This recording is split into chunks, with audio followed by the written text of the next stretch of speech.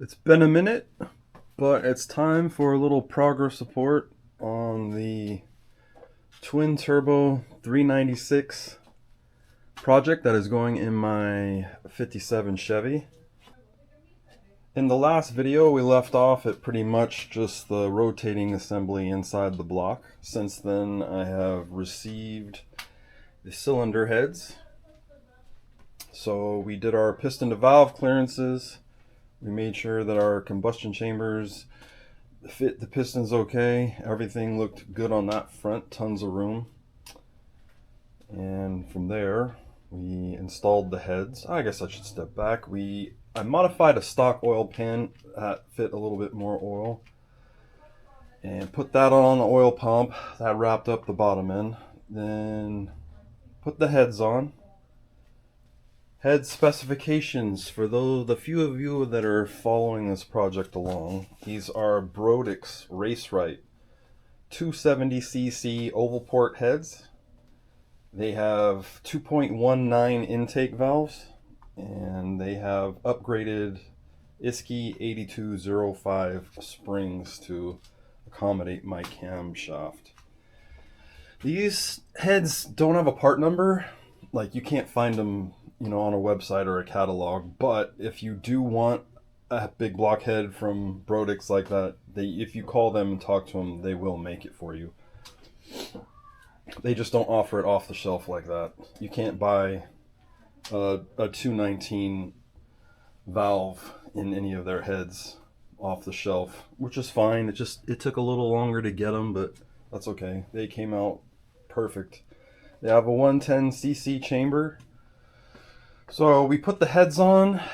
Head gaskets are going to be Cometic they're multi-layered steel with a 4.310 bore and 27 thousandths compressed thickness, with the pistons being 5 thousandths in the hole at top dead center, and those other numbers, our compression ratio is going to be 10.6, which is a little high for a big block, especially if you're going to boost it. But we're going to run E85 blow through with an intercooler, so we should be okay there. I won't know until we start driving it and tuning it, like what our timing curves are going to be, but we'll keep it on the safe side.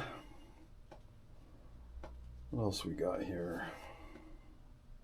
So after the engine was together, next up was to fit it in here, which was a concern of mine. The mounts that I use are 3/4 inch forward side mounts, which puts the engine 3/4 of an inch forward from the factory position. And I don't know if you can see that well, but it's tight. I mean, we got a 1/4 inch on either side to the firewall. I don't think the firewall needs to be modified. These valve covers sit up a little high, which made them even more in the way. I have to run a 1-inch spacer. I want to run older style valve covers, but I'm going to run stud girdles, and the poly locks for that are so tall. It still kind of hits a little bit. I have to make sure that I get 2 sets of gaskets thick enough to provide the clearance that I need. But yeah, real close. But it does fit. I don't think I'm going to have to modify the firewall. So I got it in on the side mounts. Put it at 2.5 degrees down from level of with the chassis. And then I made the front plate. Well, I didn't make it. You buy it from Summit. It's a complete, full rectangle. And then I just took measurements and cut it to fit where I wanted it, right to the edge of each of the frame there. Welded in some 3/16 steel brackets, put some little cheap Speedway gussets in the corners of the frame there, just to give it a little rigidity. I'm actually going to leave the side mounts in it. I have no reason to take them out. I wanted the front plate for strength, just because this thing might see some high RPM, and I don't want the crank or the block twisting in there. So what is next is I'm still waiting on parts. I'm still waiting on the clutch to be made. I'm still waiting on the carburetor to be made. I'm getting an E85 carburetor from Carburetor Solutions Unlimited. Those guys are real cool to deal with. I enjoy talking to them a lot. Real nice, very knowledgeable, just good dudes. The clutch should be here soon. McLeod is making that. So the next thing I'll do is probably put the mid plate on. I'll see how it fits up into there and how I'm going to tie it into the frame. I thought about just welding tabs onto the block protector, but I don't think I'm going to do it that way. Another 1/8 inch of space shouldn't hurt anything in there between the transmission. I'm currently modifying a set of LS headers and converting them into big block headers. It's a long story, but I just don't really like any of the big block turbo headers that are in my price range.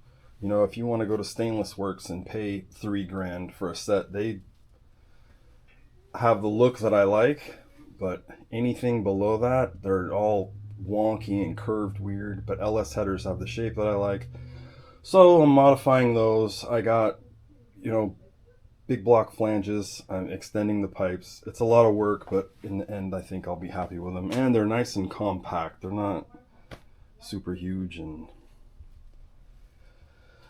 looking all funky and sticking up like all the budget friendly ones that I could find were.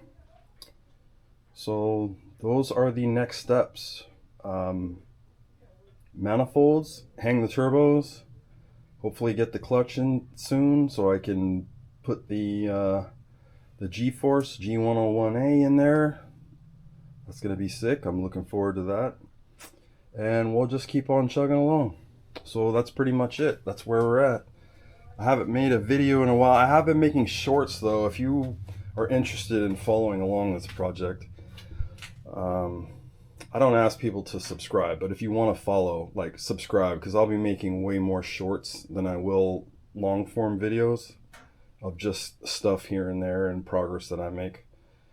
If any of y'all are interested, I know the YouTube is just flooded with car projects and a lot of cool stuff, way cooler than this. So, but if you're interested in some just regular Joe doing it in my garage on a, you know, blue collar budget, yeah, check it out.